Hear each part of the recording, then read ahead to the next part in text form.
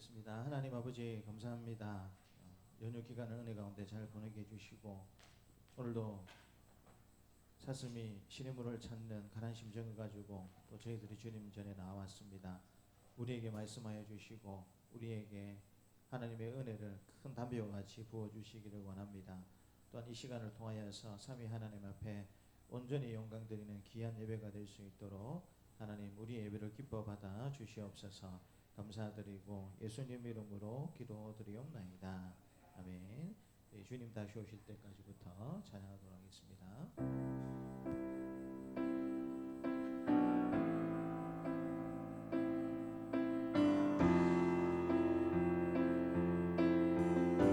주님 다시 오실 때까지 주님 다시 오실 때까지 나는 이 길을 가리라. 좁은 문 좁은 길 나의 십자가 지고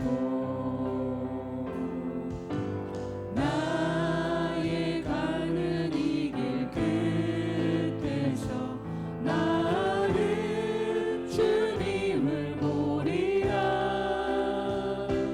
영광의 내 주님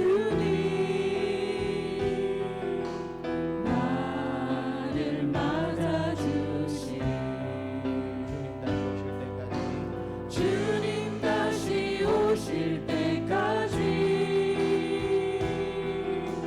나는 일어나 달려가리라. 주의 영광 온 땅 덮을 때 나는 일어나 노래하리. 내 사모하는 주님 온 세상 그주시라. 내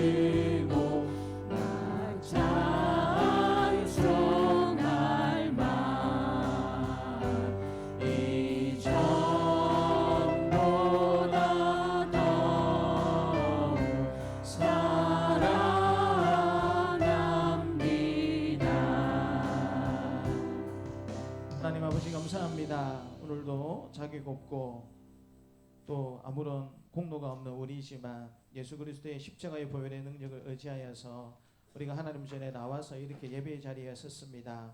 하나님 어떤 마음과 어떤 생각을 가지고 나왔던지 간에 우리를 있는 모습 그대로 받아주시고 이 예배가 하나님을 만나고 하나님께 영광 돌릴 수 있는 은혜의 예배가 될 수 있도록 하나님 우리를 다스려 주시고 인도해 주십시오라고 우리 잠잠히 한번 기도하도록 하겠습니다. 하나님 아버지 감사합니다. 연휴 기간을 은혜 가운데 잘 보내게 해주시고 하나님 오늘도 이렇게 다시 우리가 겸손히 하나님 앞에 섰습니다. 우리는 하나님 앞에 설 수 없는 죄인이지만 하나님의 그 사랑과 은혜 가운데 특별히 예수 그리스도의 십자가의 보혈 가운데 우리를 불러주신 하나님 아버지 감사합니다. 이 시간 올려드린 예배를 통해서 하나님 앞에 영광을 드릴 뿐만 아니라 하나님 그 좋으신 하나님 꼭 만나고 돌아갈 수 있는 은혜의 시간이 될 수 있도록 이 가운데 임자여 주시고 우리를 다스려 주시옵소서. 그 하나님을 기대하고 찬양드립니다. 예수님 이름으로 기도드리옵나이다. 아멘. 우리 임재로 하나님을 찬양하겠습니다.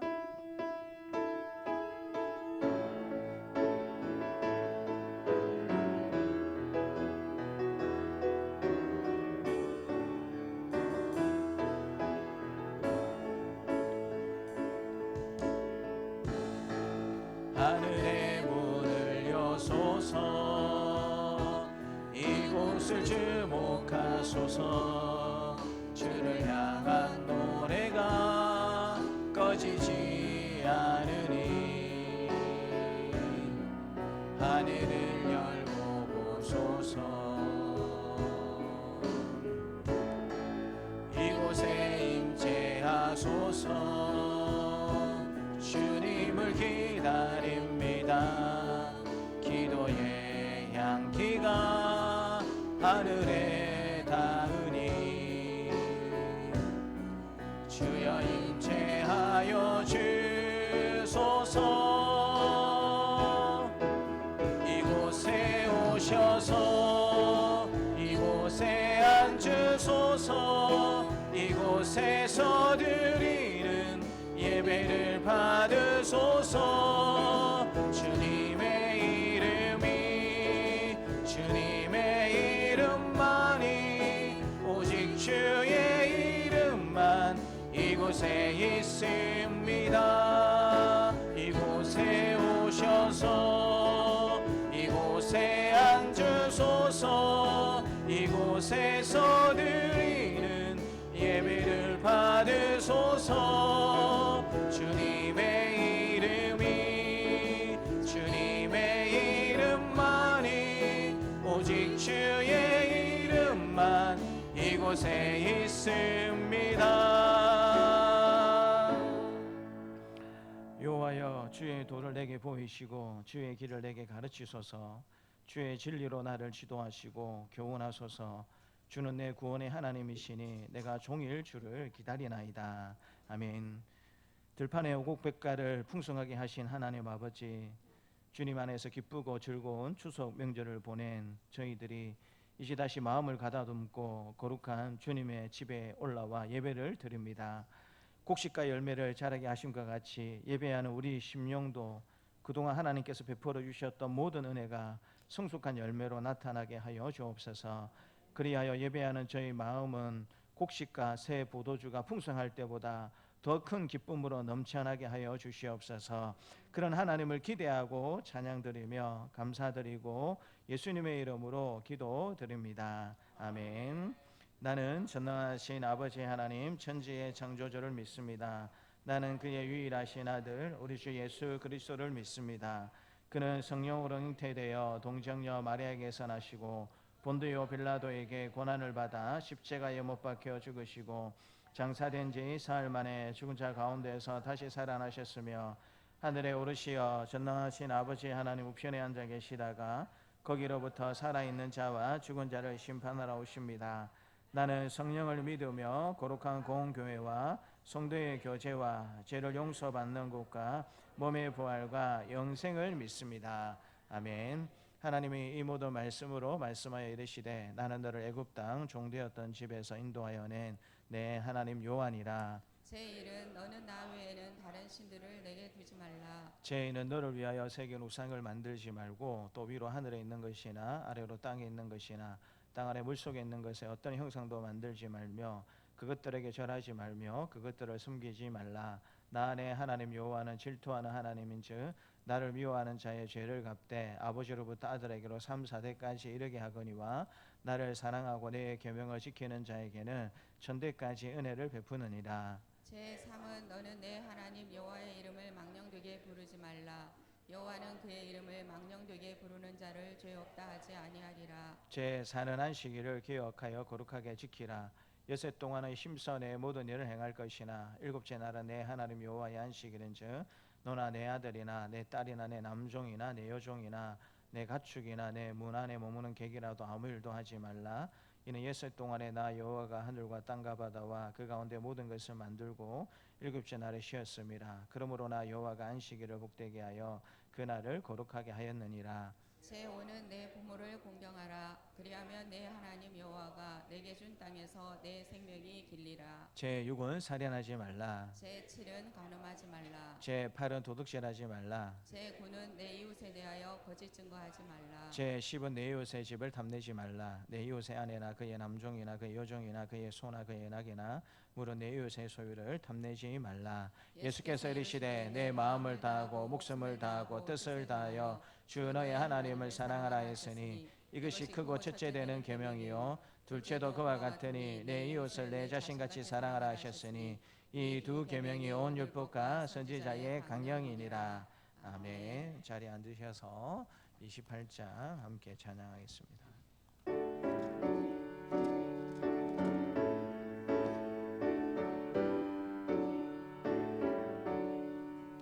복의 근원 강림하사 찬송하게 하소서. 한량없이 자비하심 증량할 길 없도다. 천사들의 찬송가를 내게 가르치소서. 구속하신 그 사랑을 항상 찬송합니다. 주의 크신 도움 받아 이때까지 왔으니 이와 같이 천국에도 이르기를 바라네. 하나님의 품을 떠나 죄에 빠진 우리를 예수 구원하시려고 보혈을 흘려주셨네. 주의 귀한 은혜 받고 일생 빚진 자 되네. 주의 은혜 사슬 되사 나를 주께 매소서. 우리 마음은 연약하여 범죄하기 쉬우니 하나님이 받으시고 천국 이르시소서.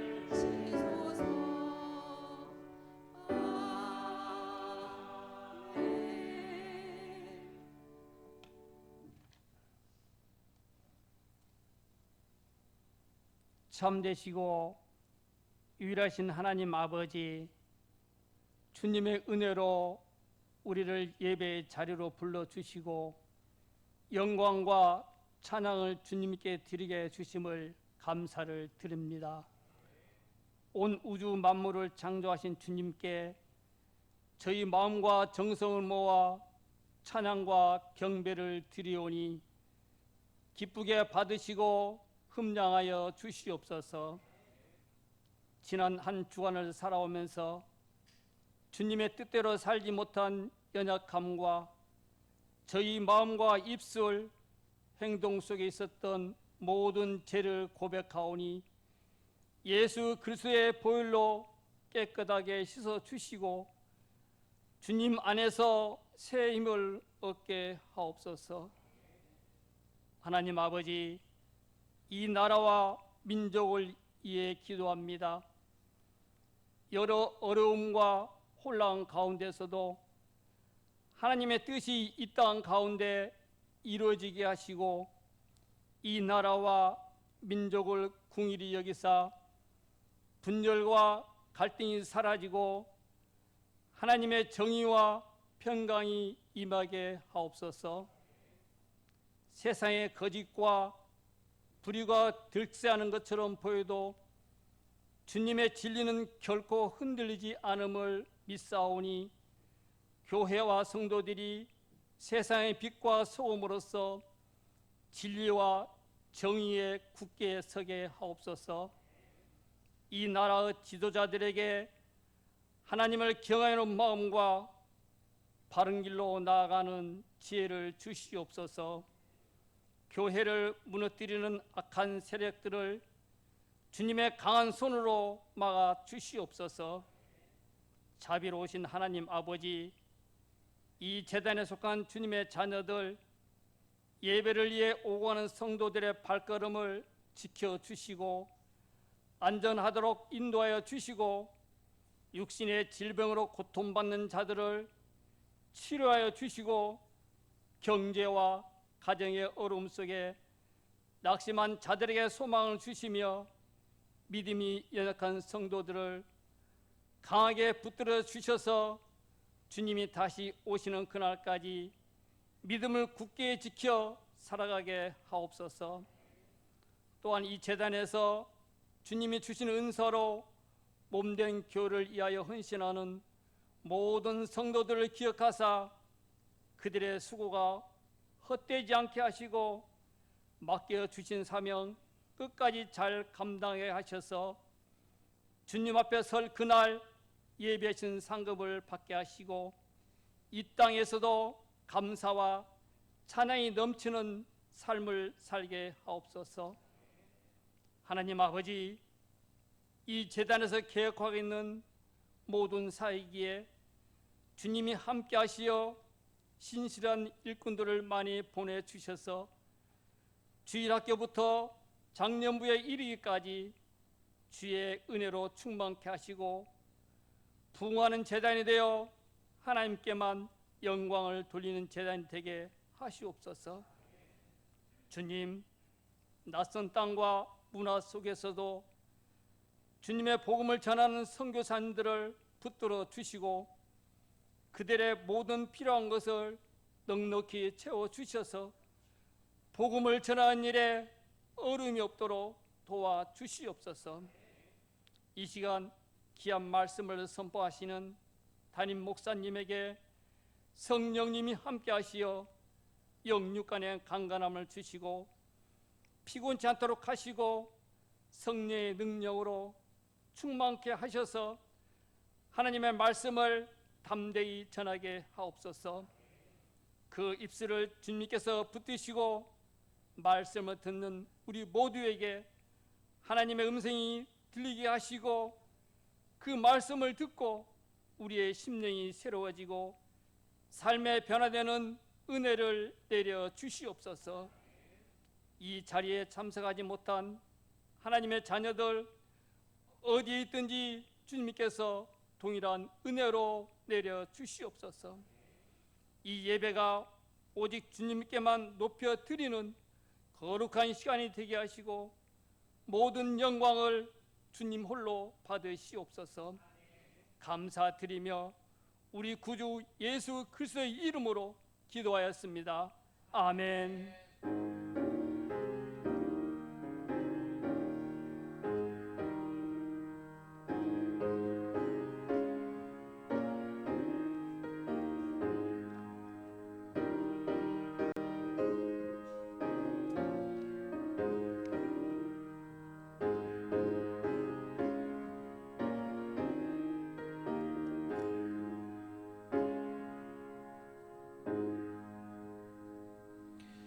오늘 우리에게 주신 하나님의 말씀은 구약성경 여호수아서 22장 1절부터 12절까지 말씀입니다. 여호수아서 22장 1절부터 12절까지 말씀입니다. 함께 하나님의 말씀을 읽겠습니다. 그때에 여호수아가 루벤 사람과 갓 사람과 므낫세 반 지파를 불러서 그들에게 이르되 여호와의 종 모세가 너희에게 명령한 것을 너희가 다 지키며 또 내가 너희에게 명령한 모든 일에 너희가 내 말을 순종하여 오늘까지 날이 되도록 너희가 너희 형제를 떠나지 아니하고 오직 너희의 하나님 여호와께서 명령하신 그 책임을 지키도다.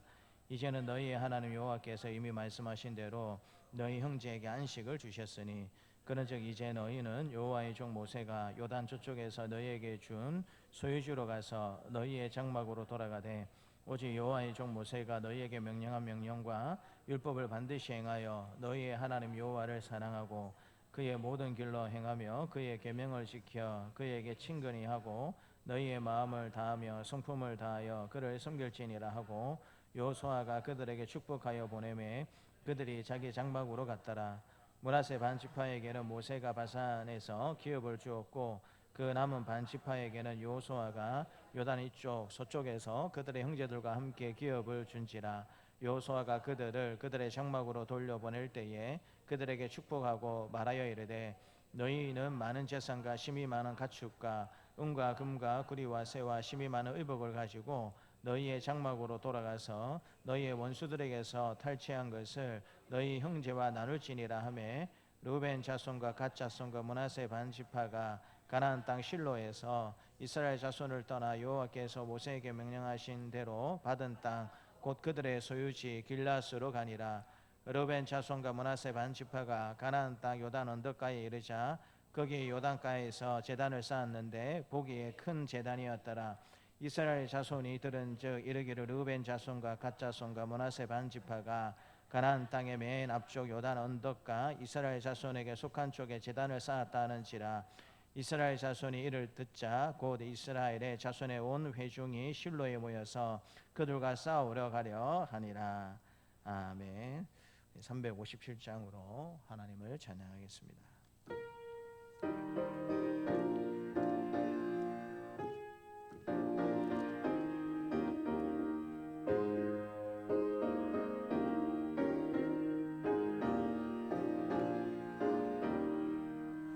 주 믿는 사람이 일어나 다 힘을 합하여 이 세상 모든 마귀를 다 쳐서 멸하세.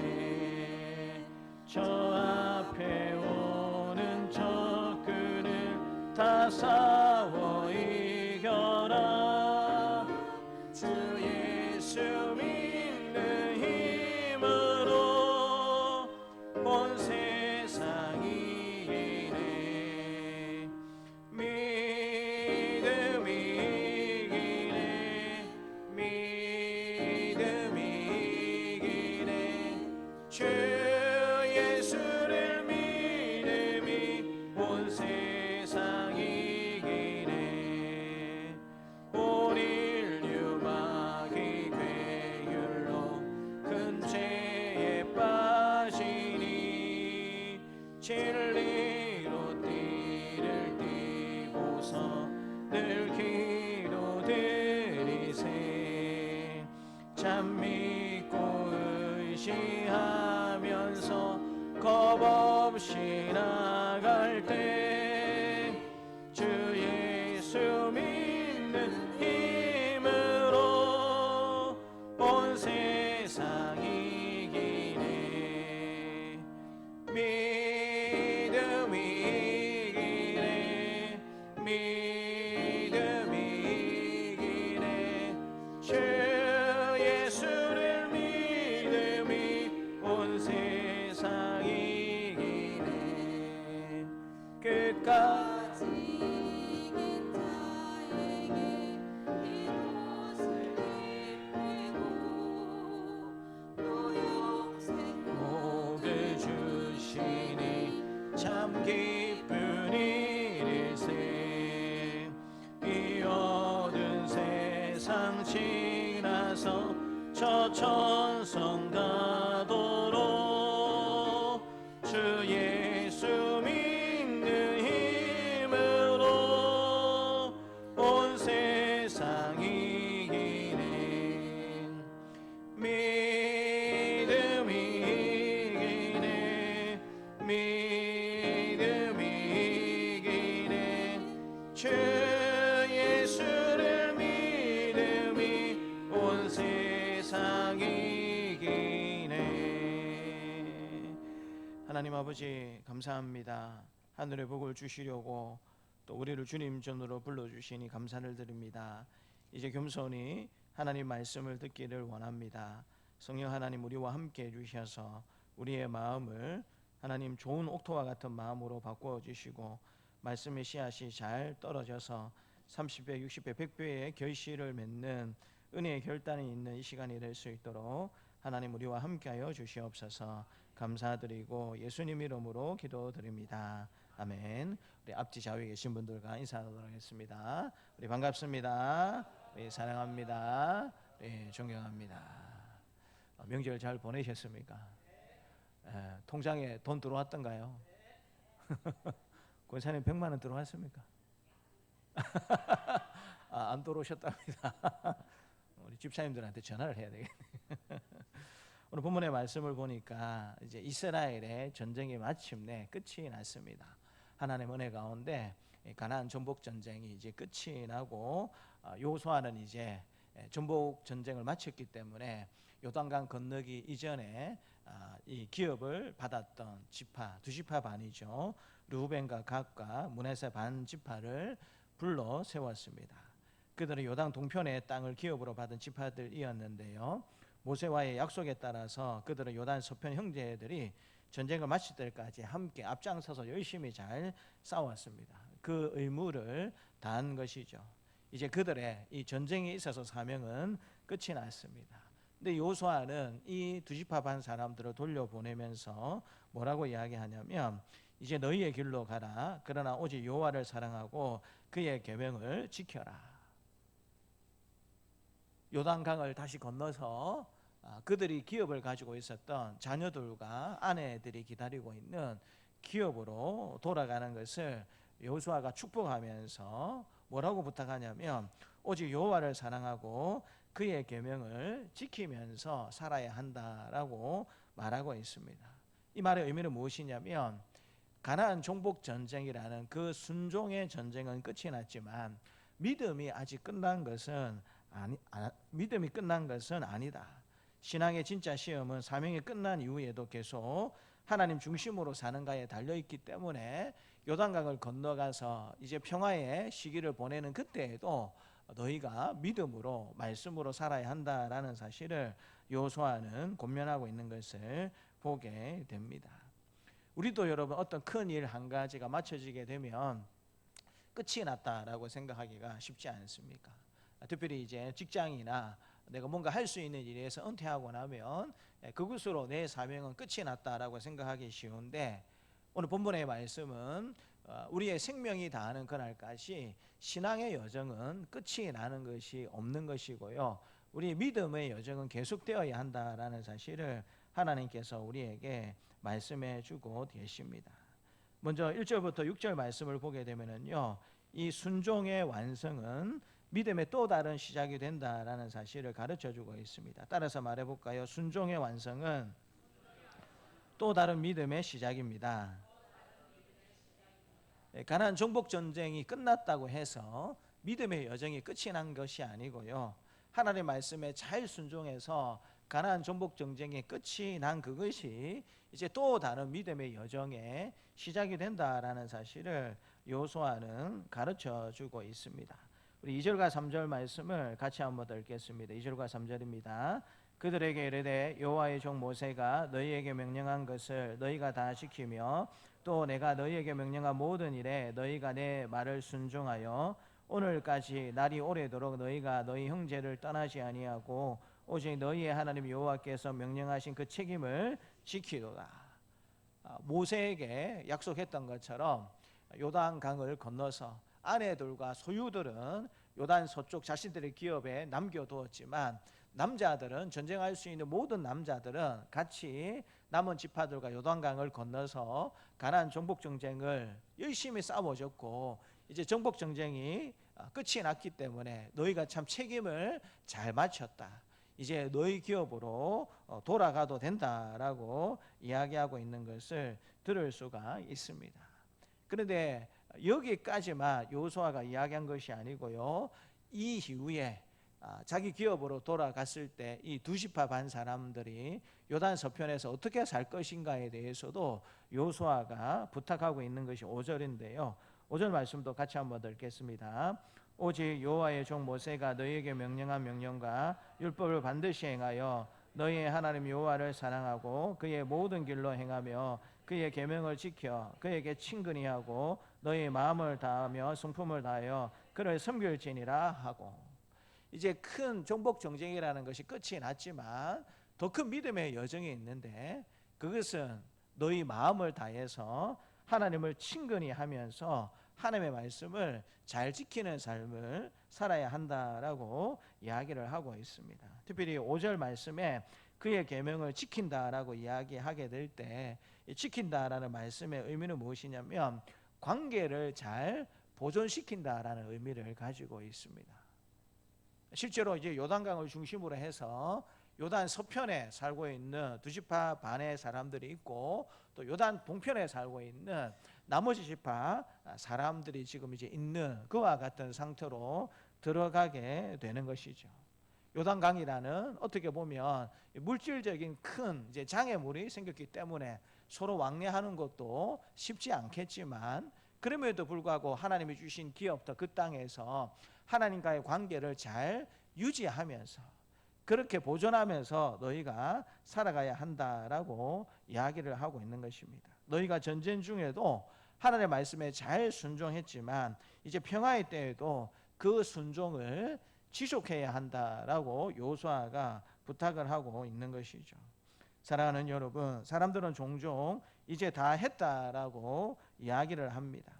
하지만 하나님께 순종의 길은 결코 일회성 행동이 아닌 것입니다. 그것은 지속되는 방향성입니다. 전쟁의 승리가 끝이 아니라 믿음의 여정이 계속되는 출발점이 된다라는 사실을 하나님께서 말씀해 주고 있는 것이죠. 그래서 신명기 6장 5절에서 우리의 믿음의 여정이 어떠해야 되는가 하나님 말씀해 주시는데요. 신명기 6장 5절 말씀을 같이 한번 읽겠습니다. 너는 마음을 다하고 뜻을 다하고 힘을 다하여 내 하나님 여호와를 사랑하라. 여러분, 여기에 정년의 제한이 있습니까? 한 65세 70세까지는 하나님을 사랑하다가 그 다음부터는 은퇴했으니까 너 마음대로 살아라, 그렇게 여러분 우리가 해석하는 것입니까? 그렇지 않죠. 너는 마음을 다하고 뜻을 다하고 힘을 다하여 내 하나님 여호와를 사랑하라. 생명 다하는 그날까지, 우리 생명 다하는 그날까지 끝까지 신실한 모습으로 하나님의 말씀을 지키고 하나님을 사랑하는 모습으로 살아갈 것을 하나님께서 요구하고 계신 것을 들을 수 있지 않습니까? 이 신명기 6장 5절의 말씀은 여호수아의 방금 읽었던 22장 5절의 권면과도 굉장히 일치한다라고 생각해 볼 수가 있습니다. 하나님을 사랑한다라는 것은 단회적 감정이 아니라 지속적으로 그 방향을 확인하고 그렇게 살아가야 한다라는 사실을 가르쳐주고 있는 것이죠. 요한복음 14장 15절에서도 예수님이 말씀하셨는데요. 같이 한번 읽겠습니다. 너희가 나를 사랑하면 나의 계명을 지키리라. 여기에는 여러분 기한이 있습니다. 하나님을 사랑하라고 말씀하시는 신명기 6장 5절에는 기한이 없는 것처럼 보이는데 요한복음 14장 15절에는 기한이 있어요. 하나님의 계명을 언제까지 지켜야 한다라고 말씀해 주고 계십니까? 너희가 나를 사랑하면. 그러니까 나를 향한 사랑이 변치 않는다면 어떻게 하라는 겁니까? 나의 계명을 지켜라라고 예수님께서 말씀해 주고 계세요. 이거 여러분 반대로 생각해 보게 되면 우리가 하나님의 계명을 제대로 지키지 않는다라는 것은 누구를 사랑하지 않는 결과에 이르게 되는 것입니까? 하나님을 사랑하지 않는 결과에 이르게 된다라는 사실을 예수님이 말씀해 주고 있는 것이죠. 그래서 여러분, 사랑이 있는 곳에 순종이 있고 순종이 있는 곳에 믿음이 계속 되어야 한다라는 사실을 하나님께서 말씀해 주고 있는 것입니다. 우리가 성도로서 삶을 살아가고 부부로서 삶을 살아가게 될 때 여러분 우리 성도들이 나에게 관심을 베풀어주고 아내나 남편이 나에게 관심을 베풀어주는 것이 언제까지 되었으면 좋겠다라고 생각이 드십니까? 언제까지 되었으면 좋겠다 생각이 드세요? 예, 평생 약하죠. 자자손손 대대가 되었으면 좋겠다라고 그렇게 바라는 것이 우리의 마음이지 않습니까? 우리가 하나님의 말씀을 지키고 믿음으로 사는 여정도 같은 의미로서 하나님께서 말씀해 주고 계시다라는 것입니다.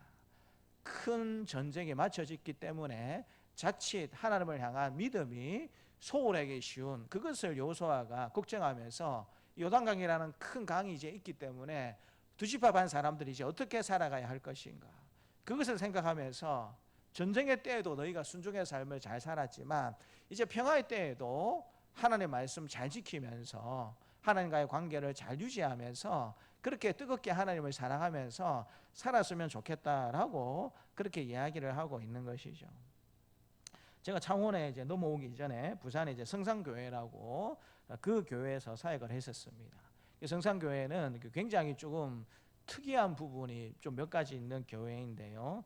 뭐 다 말씀드릴 수는 없고 지금은 이제 원로 장로님이 되신 이제 박창재 장로님이라는 분이 지금 계십니다. 근데 이 장로님은 원칙주의자입니다.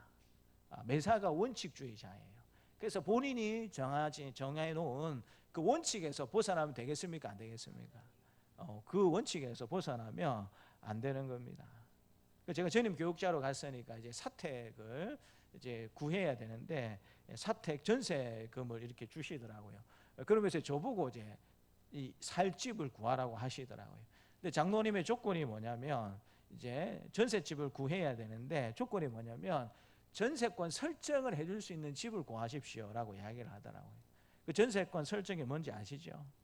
교회에서 재정을 줄 테니까 그때 당시에 전세권 설정을 하려고 하면 한 30만 원 들었습니다. 그 재정을 줄 테니까 그것도 드릴 테니까 주인하고 잘 상의하셔서 반드시 전세권 설정을 해줄 수 있는 집을 목사님 전세로 얻었으면 좋겠다라고 이야기하시더라고요. 근데 여러분 전세권 설정이 별건 아니고 전세금을 법적으로 보호받는 이제 그와 같은 법적 제도 장치입니다. 근데 여러분 이 주인들이 이거 전세권 설정을 해주려고 하겠습니까? 안 해주려고 하겠습니까? 잘 안 해주려고 합니다. 왜 그럴까요? 자신의 재산에 제한을 받는다라는 그와 같은 생각을 가지고 있기 때문에 좀 집이 괜찮아서 이제 계약하려고 마음 먹고 전세권 설정을 좀 해주셨으면 좋겠습니다라고 하면 그건 안 됩니다. 거절을 당하고 그렇기를 몇 번을 했어요.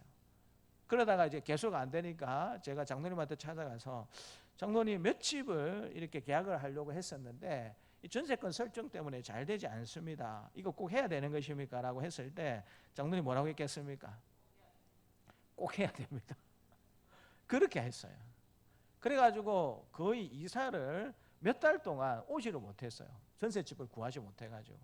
그러다가 이제 어렵게 이제 전세집을 구해서 이사를 했는데 이사하고 얼마 안 돼서 그 장로님이 이제 이런 교자상이나 종통 가구를 하셨거든요.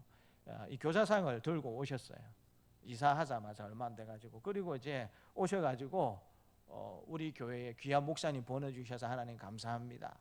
이 집에서 지낼 때 하나님께서 함께 해주시고 복을 누리면서 교회에서 함께 잘 사역할 수 있도록 도와주십시오라고 교사상 들고 오셔가지고 기도 딱 해주고 가시더라고요. 그게 저는 굉장히 낯설었습니다.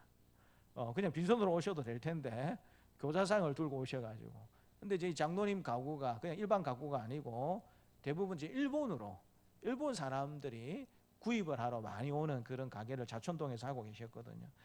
또 몇 가지 원칙이 있었는데 주일에 복사하면 안 돼요.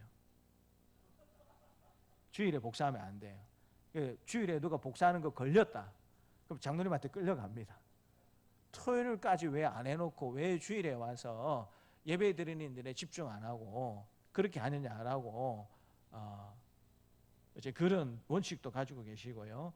제가 그때 세제가족부 담당하고 있었는데 디지털 카메라가 없었어요. 그래서 디지털 카메라를 하나 사면 좋겠다라고 해서 당에서 결정을 해서 디지털 카메라를 구입하려고 했는데 장로님이 또 하나 조건을 걸었어요.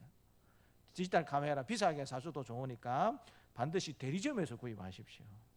요즘 여러분 물건을 다 어디서 구입합니까? 인터넷에서 이제 쇼핑해가지고 제일 최저가로 구입을 하잖아요. 그때도 그런 시절이었거든요. 근데 이 장로님의 원칙은 인터넷 구입 못 믿는다라는 거예요. 그래가지고 대리점 가가지고 5만 원이 비싸든 10만 원이 비싸든 대리점 가가지고 구입해야 된다라는 원칙도 가지고 계셨어요. 또 이 장로님의 원칙은 와이셔츠는 무조건 손수다리입니다. 주일에 입을 와이셔츠는 손수다리입니다.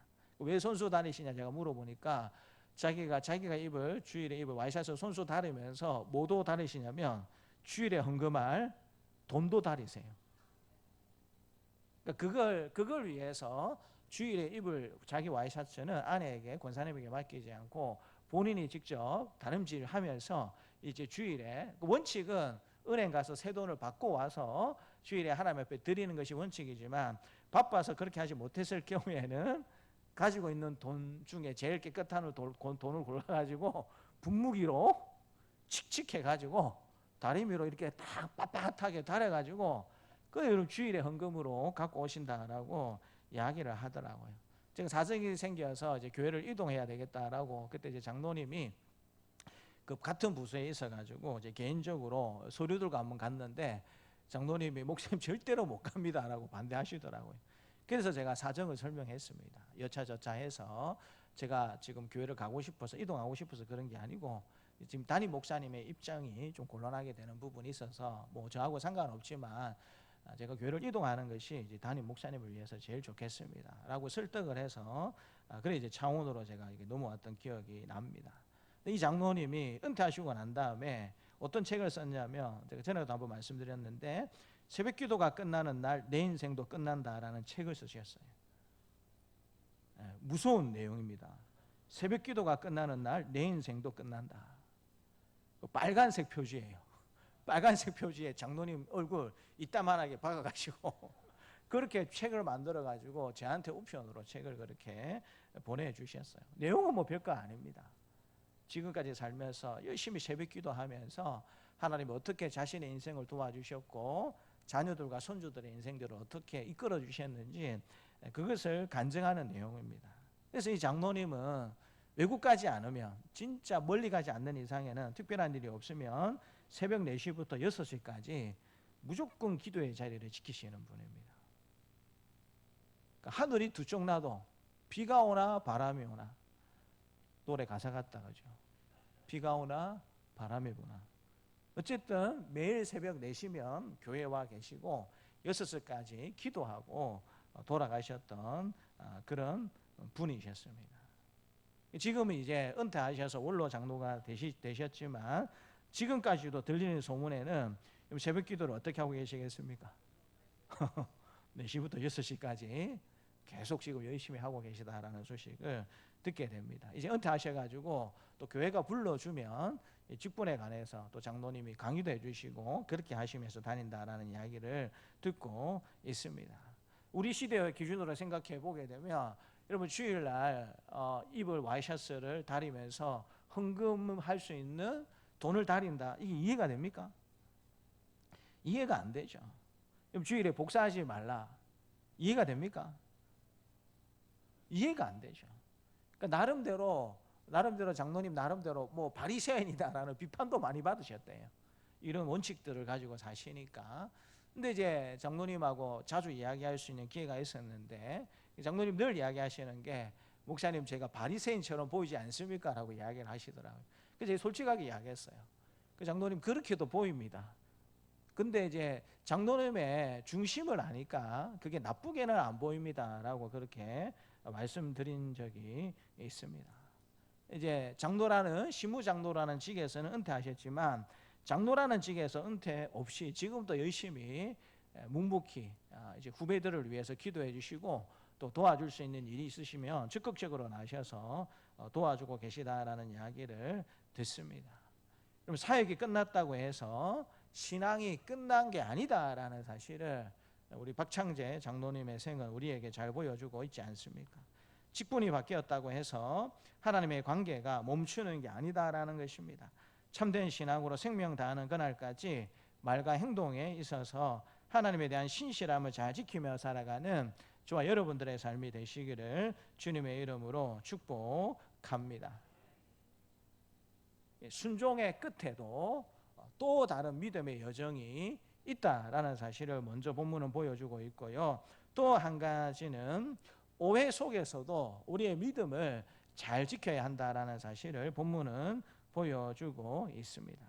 10절 이하의 말씀을 보게 되니까는요, 이 요단 서편으로 넘어간 두 지파 반 사람들이 고민이 있었던 것 같아요.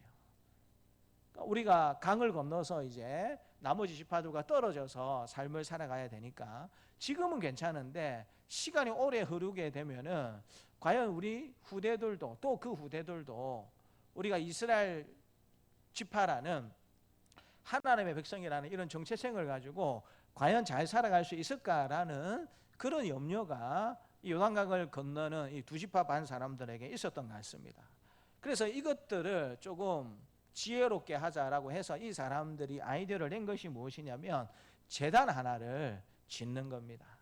요단 강가에 잘 보이도록 큰 제단 하나를 짓는 것이 이들의 결정이었습니다. 10절에 보면은요, 르우벤 자손과 므낫세 반 지파가 가나안 땅 요단 언덕가에 이르자 거기서 요단가에 제단을 쌓았는데 보기에 큰 제단이었다라고 이야기를 하고 있습니다. 그러니까 겉으로 볼 때 눈에 띄는 굉장히 큰 규모의 제단을 쌓았다라고 하나님께서 말씀해 주고 계십니다. 근데 문제는 이 큰 제단을 보고 요단 동편에 살고 있는 지파들이 오해를 했다라는 거예요. 야, 저 지파 사람들이 요단강을 건너니까 이제 마음이 바뀌어서 하나님을 배신했구나. 지금 성막이 우리 가운데 있고 하나님 앞에 제사는 성막에 와서 제사를 드리는 것이 하나님의 말씀인데 요단강을 건너가자 말자 그걸 다 까먹어버리고 자신들끼리 별도의 제사를 드리기 위해서 저 제단을 만들고 있구나. 하나님을 배신했구나라는 생각이 들어서 요단 동편에 있는 이 지파들이 연합을 해서 이제 저 두 지파 반 사람들과 전쟁을 하자라고 결정을 내리고 있는 것을 보게 됩니다. 12절에 보니까는요, 이스라엘 자손이 이를 듣자 곧 이스라엘 자손이 온 회중이 실로에 모여서 그들과 싸우려 가려 하니라. 오해를 한 거예요. 하나님의 임재의 상징인 그 성막 거기에서 제사 드리는 것이 아니고 자기들만의 제단을 만들어서 하나님 외에 다른 것을 섬기려고 하는가 보다 오해를 해서 우리 저 두 지파 사람들 죽이러 가자라고 그렇게 결정했다라는 사실을 하나님께서 말씀해 주고 있는 것입니다.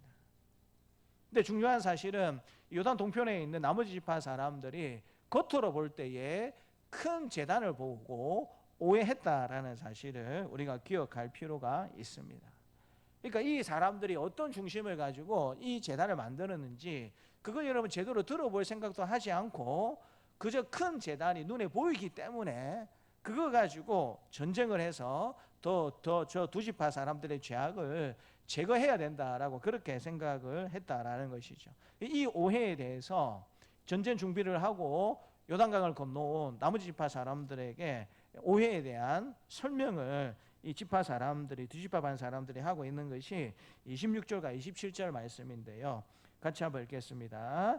우리가 말하기를 우리가 이제 한 제단 쌓기를 준비하자 하였노니 이는 번제를 위함도 아니요 다른 제사를 위함도 아니라 우리가 여호와 앞에서 우리의 번제와 우리의 다른 제사와 우리의 화목제로 섬기는 것을 우리와 너희 사이에 우리 후대 사이에 증거가 되게 할 뿐으로서 너희 자손들이 후일에 우리 자손들에게 이르기를 너희는 여호와께 받을 분깃이 없다 하지 못하게 하려 함이라. 그러니까 12지파 공동체로 우리가 잘 살아왔는데 만약에 이런 그런 것들을 보여주고 증거해주는 상징이 없게 되면 시간이 오래 지나고 난 다음에 우리는 그냥 우리끼리 사는 존재고 요단 동편에 있는 또 지파들은 근데 그들끼리 사는 같은 하나님의 백성이라는 공동체성이 사라질 것 같아서 우리가 그것을 잊지 않기 위해서 후대에 교육하고 가르치기 위해서 이 큰 제단을 만들었다라고 설명하고 있는 것을 들을 수가 있는 것입니다. 이 제단은 배교의 상징이 아니라 언약의 증거이다라는 사실을 이야기해 주었는데요. 그러나 이 두 지파 반 사람들의 뜻이 전해지기까지 사람들은 오해했습니다. 하나님을 배신했구나. 전쟁을 해서라도 저들의 죄를 없애하자라고 그렇게 생각했다라는 사실을 하나님께서 말씀해 주고 있는 것이죠. 문제는 우리도 이렇게 여러분 오해할 때가 많이 있다라는 것입니다. 광학에서 굴절의 법칙이라는 게 있습니다. 매질이라는 용어가 있는데요, 여러분들이 좀 낯설게 들을 수 있는 용어입니다. 매질이 무엇이냐면 전파가 되었든지 간에 공기가 되었든지 간에 무엇이 되었든지 간에 사물과 사물에서 뭔가 옮길 수 있는 그런 역할을 하는 것을 광학에서 매질이라고 이야기합니다. 물이 흐를 수도 있고 전자파가 흐를 수도 있고 공기가 흐를 수도 있지 않습니까? 그래서 어떤 사물이 매질이 될 수도 있고 혹은 상황이 어떤 공간이 매질이 될 수도 있는데요, 어쨌든 어떤 것들을 옮겨주는 역할을 하는 것을 이제 광학에서 매질이다라고 이야기를 합니다. 근데 빛이 한 매질에서 다른 매질로 옮겨갈 때에 속도가 달라지면서 꺾이는 현상이 발견이 됩니다. 대표적인 게 얘가 무엇이냐면 물 속에 막대를 넣으면 막대가 어떻게 보입니까? 휘어져 보입니다. 근데 실제로 여러분 꺼내보면 막대가 휘어져 있습니까? 곧게 그대로 있습니까? 곧게 그대로 있는데 물에만 집어넣으면 이게 마치 휘어져 있는 것처럼 보이는 이유가 무엇이냐면 이게 광학에서 말하는 굴절의 법칙입니다. 매질에 따라서 서로 속도가 달라지기 때문에 매질에 뭔가 옮겨가게 될 때에 속도가 달라지기 때문에 꺾여지는 이와 같은 것을 이제 굴절의 법칙이다라고 이야기합니다.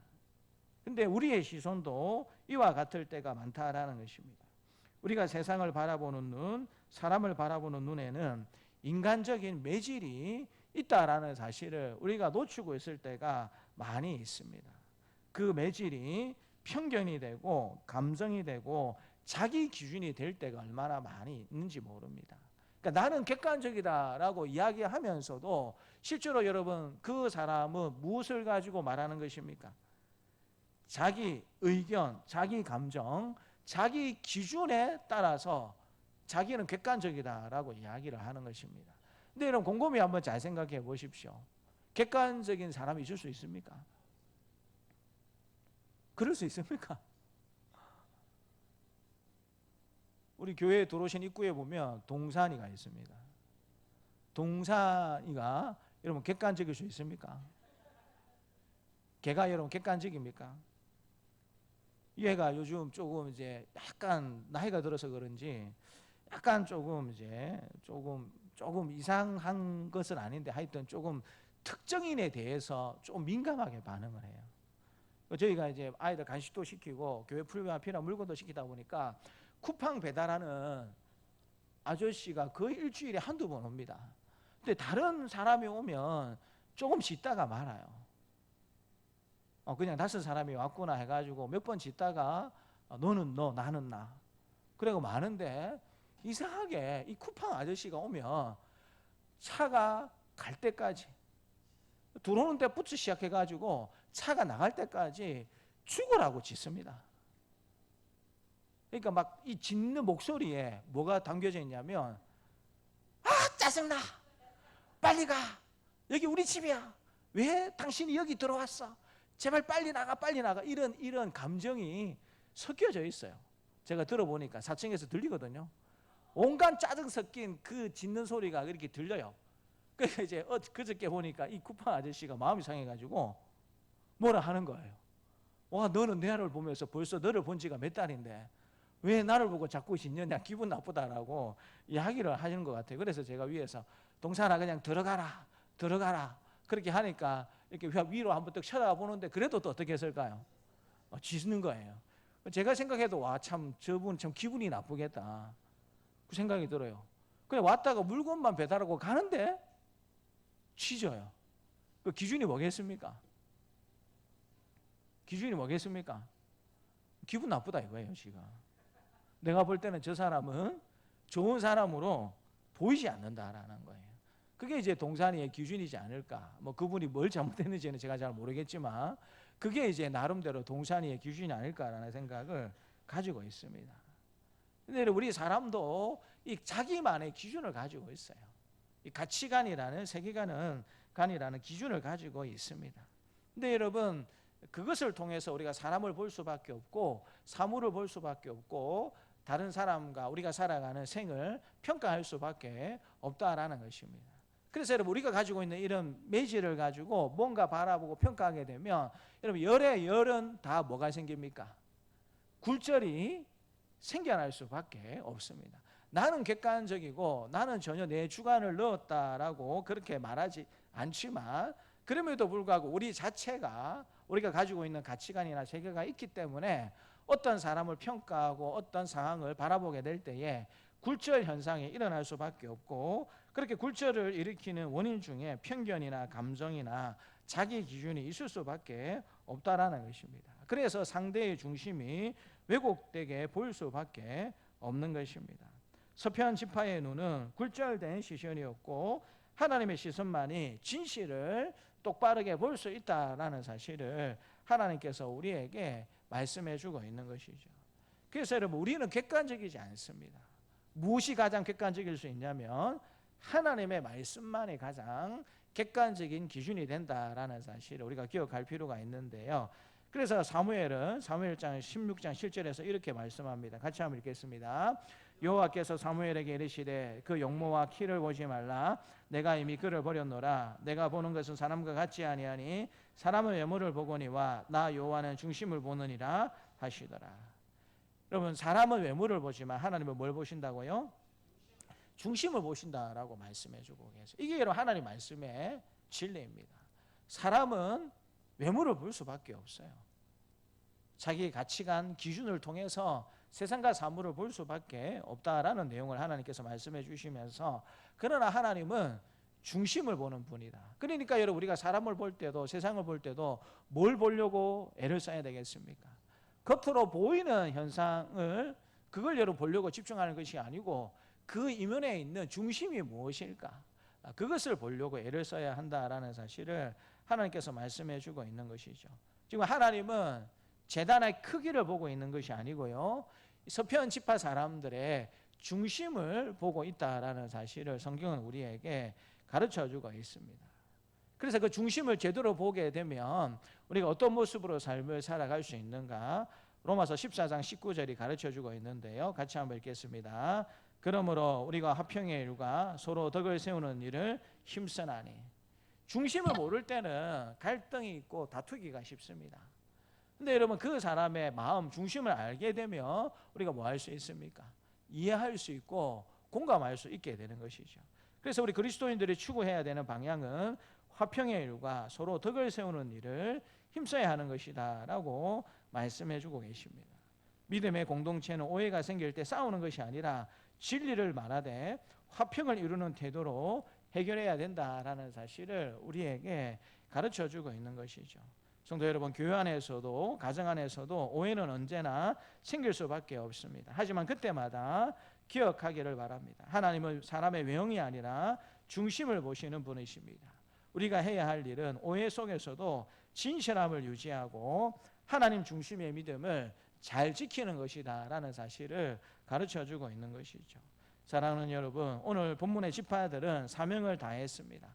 그런데 하나님께서 그들을 통해 보여주시고 말씀해 주시는 것은 끝난 사역보다 계속되는 믿음에 강조점이 있었던 것입니다. 하나님은 한때 열심히 했던 신앙보다 끝까지 충성된 믿음을 귀하게 보신다라는 사실을 우리에게 말씀해 주고 계십니다. 과학의 세계에서는 에너지가 사라지지 않습니다. 형태만 바뀔 뿐 에너지는 계속 흐르고 있습니다. 우리의 믿음도 마찬가지입니다. 순종도 사라지지 않는다라는 것입니다. 형태가 달라질 뿐 그것은 믿음의 궤도 안에서 계속해서 움직여져야 한다라는 사실을 하나님께서 가르쳐주고 있는 것이죠. 요수아는 백성들에게 이렇게 말합니다. 22장 5절을 요약을 하면은요, 너희는 평안히 돌아가라. 그러나 여호와께 친근히 하고 마음을 다하여 그를 섬겨야 한다라고 말씀해 주고 있습니다. 오늘 하나님은 우리에게도 같은 말씀을 주십니다. 우리 따라서 말해 볼까요? 너의 사역이 끝났다고 믿음이 끝난 것이 아니다. 너희의 싸움이 멈추어도 순종은 계속되어야 한다. 생명 다하는 그날까지 하나님 앞에서 우리 모두가 다 충성된 믿음을 보이며 살아갈 수 있는 저와 여러분들의 삶이 되시기를 주님의 이름으로 축복합니다. 하나님 아버지 감사합니다. 가나안 정복 전쟁이라는 큰 순종의 일은 끝이 났지만 하나님 이제 평화의 시대에도 끝까지 하나님을 신실하게 잘 믿고 말씀대로 살아가는 그 믿음은 계속되어야 한다라는 사실을 우리에게 말씀해 주시니 감사합니다. 하나님 시간이 흐리고 나이가 들에 따라서 우리의 육신이 쇠하여지고 우리의 믿음도 연약해지는 것이 어쩔 수 없는 우리의 일임을 하나님 앞에 고백을 드립니다. 그러나 사도 바울이 고백했던 것처럼 우리의 육신은 쇠하여지지만 날마다 우리의 영은 더욱더 하나님 은혜 가운데 새로워져서 우리 생명 다하는 날까지 믿음의 여정을 잘 걸어가다가 하나님 앞에 설 수 있는 우리의 모습이 될 수 있도록 하나님께서 도와주시옵소서. 감사드리고 예수님 이름으로 기도드립니다. 아멘. 교회 소식은 주보드의 교회 소식 내용을 확인해 주시면 감사하겠습니다. 오늘은 오이코스 전도 2주차로 들어가는 주간입니다. 이 2주차에는 함께 우리 오이코스도가 함께 카페를 이용하는 주간입니다. 요즘 주변에 보시면 좋은 카페가 많은데 꼭 여러분 작정한 오이코스를 만나셔서 함께 차를 사주시면서 좋은 대화의 시간을 가지시면 좋겠습니다. 오전 예배 이후 각 기간 원례회가 있을 예정이 있습니다. 세례 훈련자를 오늘까지 모집합니다. 19일 주일부터 점심 식사 후 진행을 할 예정입니다. 예전에 전도사님이 계실 때는 우리 학습하고 세례하고 좀 나누어서 진행할 수 있었는데 지금은 제가 없어가지고 두 가지를 동시에 할 수 없습니다. 그래서 봄에 학습을 했기 때문에 가을에는 이제 입교나 세례 중심적으로 좀 할 수밖에 없는 좀 그런 어려움이 있습니다. 여러분 참고해 주시고 그래도 여러분 주일이 아니고 평소에 시간을 내어서 공부할 수 있겠다 싶은 분들은 뭐 또 세례 학습 신청을 해주셔도 상관은 없습니다. 그래서 신청하신 대로 보고 시간을 정해서 그렇게 진행하도록 하겠습니다. 특별한 일이 없으면 돌아오는 주일부터 점심 식사 후 한 20분에서 30분 진행된다라고 생각을 하시고 봄에 학습 받은 분들은 반드시 가을에 미루시지 마시고 또 세례를 받으셨으면 좋겠고 우리 아이들 가운데 유아 세례 받은 친구들이 있다라면 이제 때가 되었다 싶으면 또 입교를 할 수 있도록 그렇게 격려를 해주시면 감사하겠습니다. 오이코스와 함께하는 전교인 야외가 10월 25일 토요일에 있을 예정입니다. 다음 주일까지 신청서에 개인별로 이름을 기록해 주시면 감사하겠습니다. 그래서 우리 명절 연휴 때 어디 가면 좋을까 싶어서 함양에 한번 갔다 왔습니다. 함양에 갔다 왔는데 이 함양에 갔는데 2%가 부족하더라고요. 좋은데 2%가 부족해요. 장소도 2%가 부족하고 음식도 2%가 부족하다. 좀 오면 되긴 되겠는데 이거는 조금 2%가 좀 아쉽다 했는데 하나님이 눈을 뜨게 해주셔가지고 2%를 채워줄 수 있는 장소를 찾아놨습니다. 그래서 어딘지는 다음 주에 가르쳐 주도록 하겠습니다. 그래서 이번 주간에 가서 장소를 한번 이제 홈페이지 가서 다 둘러봤는데 직접 가봐서 음식도 맛보고 또 사진도 찍어서 될 수 있으면 여러분들이 보여주려고 합니다. 그래서 이제 다음 주에 알려드릴 텐데 안 가면 후회하실 만큼 1시간 반 정도 가게 되면 안 가시면 후회하는 그런 장소를 봐두었습니다. 우리 식구들은 충북해야 됩니다. 전에 보니까 바로 물어보시더라고요. 목사님이 가보 생각하는 데가 어디입니까? 우리 아내한테 물어봐가지고 우리 아내가 어디입니다라고 이야기 말해주면 안 됩니다, 여보. 다음 주까지 비밀입니다. 그래서 안 가시면 이렇게 좋은 데를 안 갔구나 후회하실 정도의 좋은 것을 이렇게 봐놨습니다. 그래서 음식도 맛있고 장소도 굉장히 넓고 좋은 곳으로 또 어른들하고 같이 갈 수 있기 때문에 평지로 걷을 수 있는 황토길도 있고 우리가 생각하는 모든 것이 다 있는 그런 곳을 그렇게 준비해 두었습니다. 봐두었습니다. 그래서 돌아오는 주일까지 꼭 그렇게 여러분들이 신청해 주시고요. 그리고 이제 교회 차량이 2대밖에 없기 때문에 전례대로 차량을 갖고 가실 수 있는 분들은 이름을 적으시고 옆에 차량이라고 또 적어 두시면 또 나머지 부분들은 개인 차를 또 이용해서 이동하도록 그렇게 하도록 하겠습니다. 여러분들은 뭐만 오시면 됩니까? 몸만 오시면 됩니다. 몸만 오시면 안 되죠. 누가 같이 오셔야 됩니까?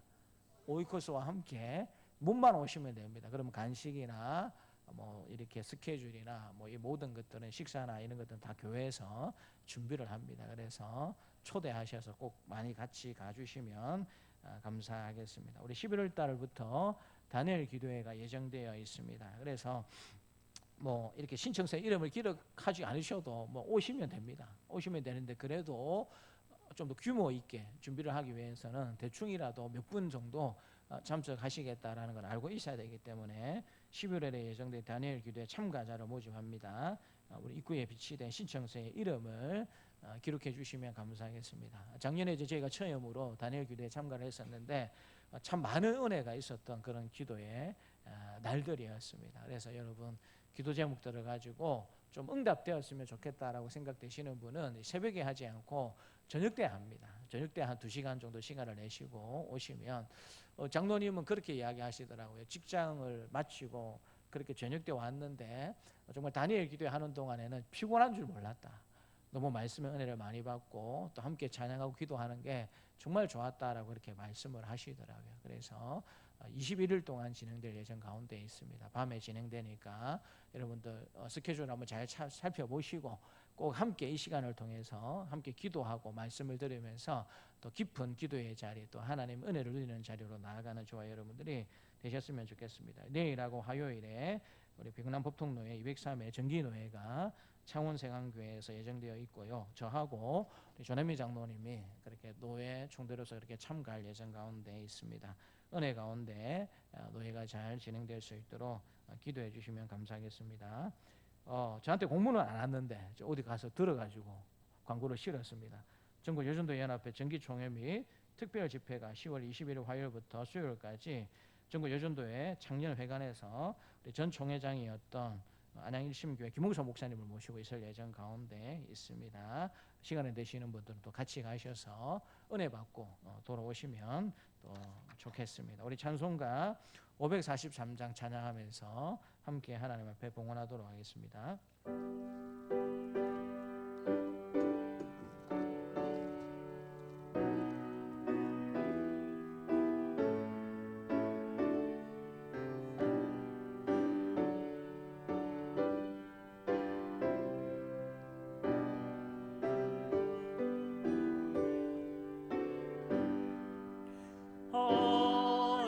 어려운 일 당할 때 나의 믿음 적으나 의지하는 내 주를 더욱 의지합니다. 세월 지나갈수록 의지할 것뿐이세 무슨 일을 당해도 예수 의지합니다. 성령께서 내 마음 밝히 비춰주시니 인도하심 따라서 주만 의지합니다. 세월 지나갈수록 의지할 것뿐일세 무슨 일을 당해도 예수 의지합니다.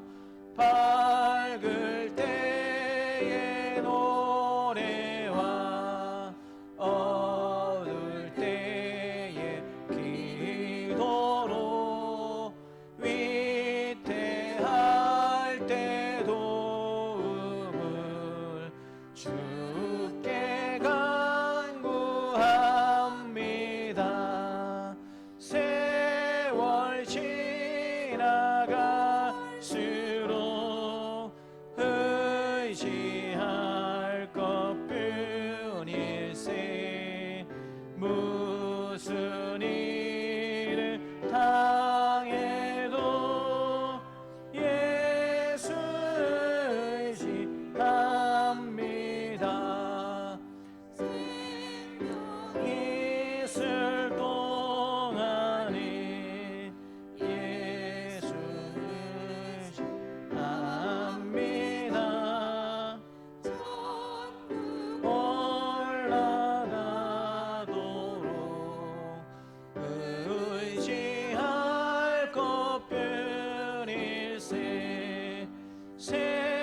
세월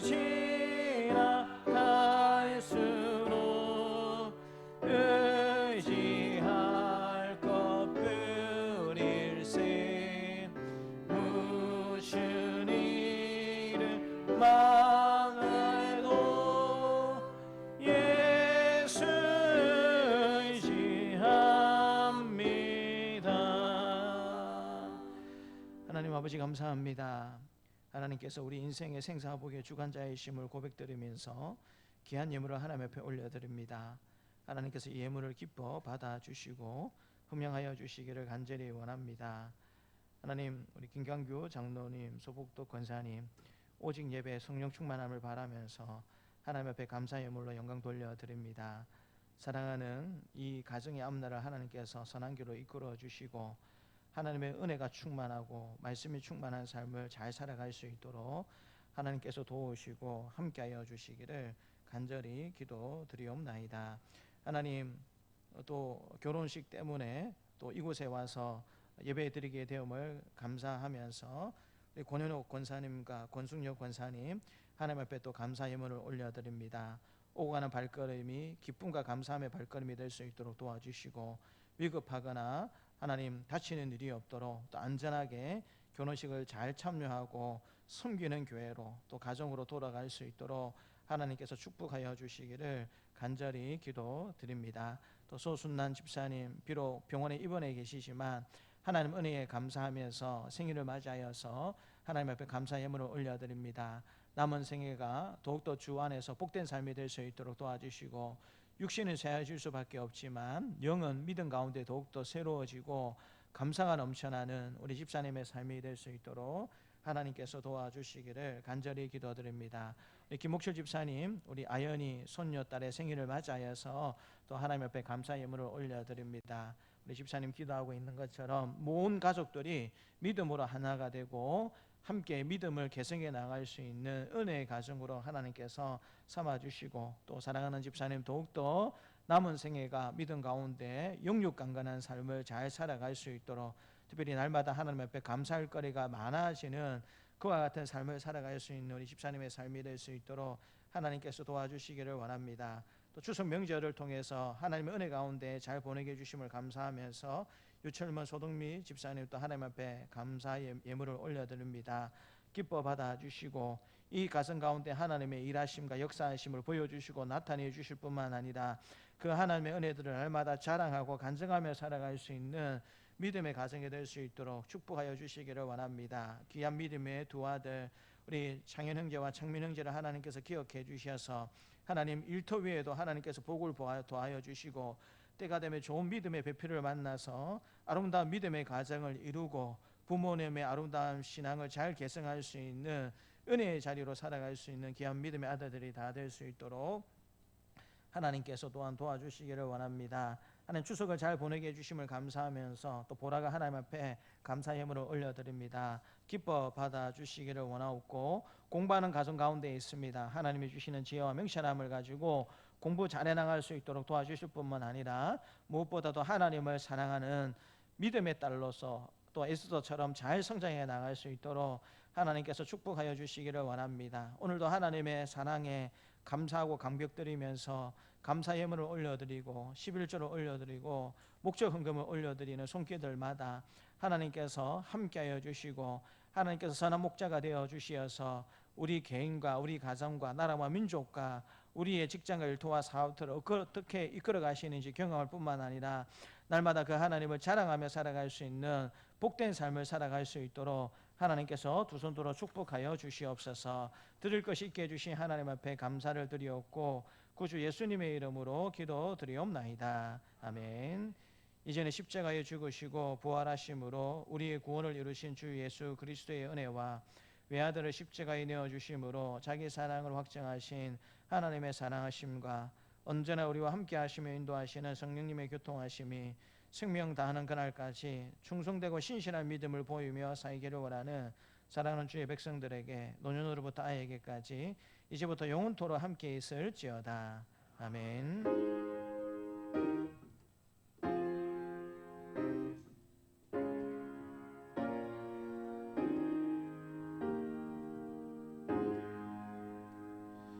함께 일어나셔서 성령으로 영광 돌리겠습니다.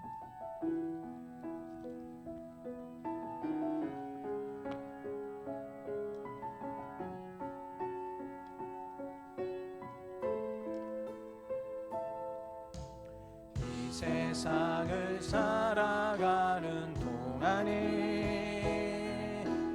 나의 힘을 의지할 수 없으니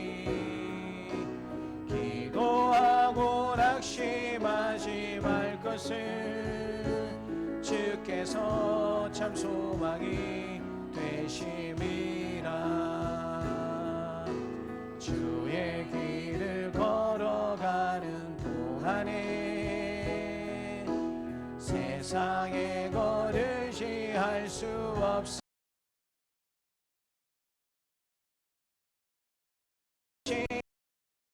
것을 주께서